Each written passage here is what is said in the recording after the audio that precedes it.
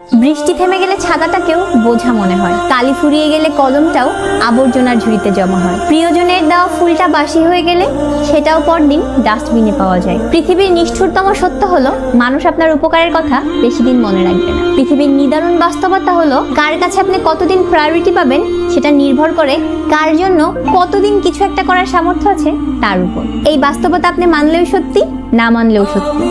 আজ সকালে যেই পত্রিকার দাম 10 টাকা, একদিন পরে সেই একই পত্রিকার 1 কেজির দাম 10 টাকা। বছরের শুরুতে হাজার হাজার টাকা খরচ করে একাডেমিক লাইফের যে বইগুলো আপনি আগ্রহ নিয়ে কিনেন, বছর শেষে সেই একই বইগুলো কেজি মাপে বিক্রি করে দেন। সময় ফুরিয়ে গেলে এভাবেই মূল্য কমতে থাকে সবার, সবকিছু।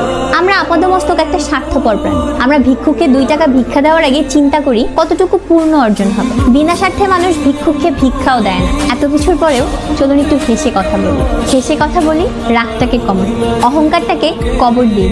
যদি জীবনে সুখী হতে চান তাহলে প্রত্যাশা কম।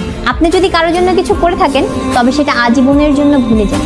আবার কেউ যদি আপনার জন্য খুব সামান্য কিছু করে থাকে তবে সেটা আজীবন মনে রাখ, কারণ এটা আপনাকে বিনয়ী, কৃতজ্ঞতা সম্পন্ন একজন ভালো মানুষ হিসেবে বাঁচিয়ে রাখবে।